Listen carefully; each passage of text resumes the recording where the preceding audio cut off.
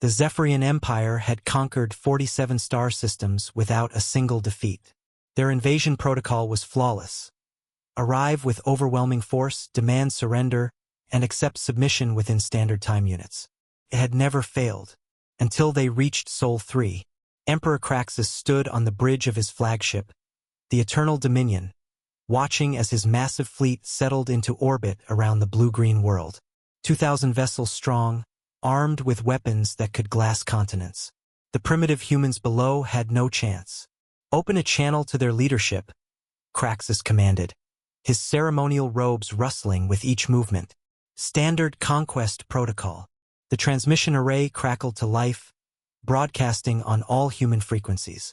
Craxus straightened his imposing 7-foot frame and began the speech that had toppled dozens of civilizations. Insignificant beings of Sol 3, I am Emperor Craxus of the Zephyrian Empire. Your world is now claimed in the name of... Excuse me, interrupted a tired voice from the planet's surface. Sorry, but you're gonna have to move your ships. Craxus blinked all 4 of his golden eyes. In 500 years of conquest, no one had ever interrupted his surrender demand. The bridge crew exchanged confused glances. Who dares speak during the sacred pronouncement? Craxus thundered. The voice came through again, completely unbothered by the imperial rage. Oh, hey there. Name's Mike Rodriguez. I'm the night janitor at the Arecibo Communications Array, well, the new one anyway.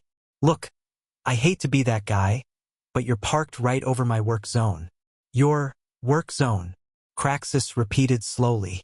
Yeah, see, I gotta clean the satellite dishes tonight, and your big ship there is blocking the rotation mechanism. If I can't get these dishes cleaned, my supervisor's gonna have my head tomorrow morning. Union contract says the array's gotta be spotless for the morning shift.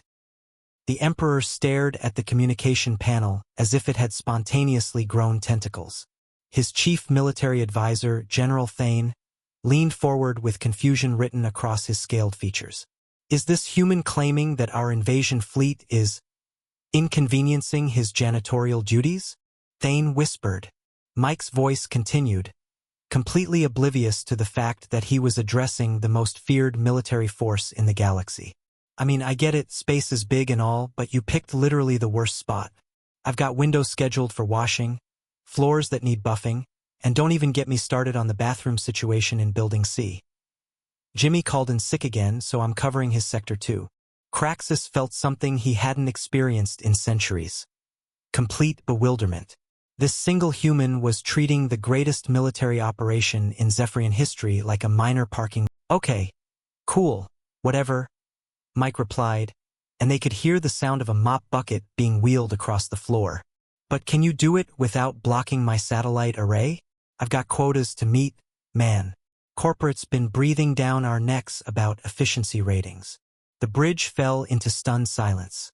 General Thane pulled up the psychological warfare protocols, frantically searching for a scenario that covered this situation. There was nothing. Every conquest manual assumed that facing annihilation would be a species' primary concern. You're not afraid? Craxus asked. Mike paused in his mopping. Afraid? Of what? Look, buddy, I've been working nights for 15 years. I've dealt with broken HVAC systems in August, flooded basements, and Karen from accounting complaining about coffee stains on her desk.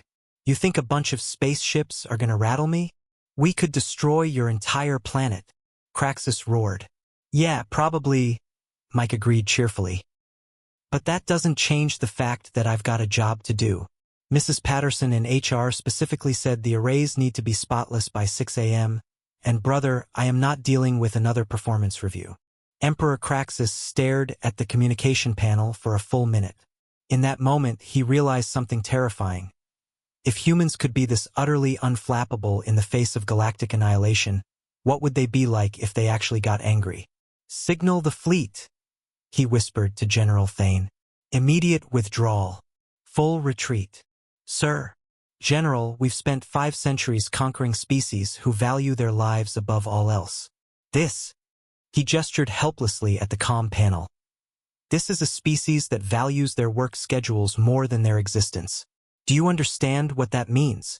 As the Zephyrian fleet began its hasty retreat, Mike's voice crackled through one last time. Hey! Thanks for moving the ships.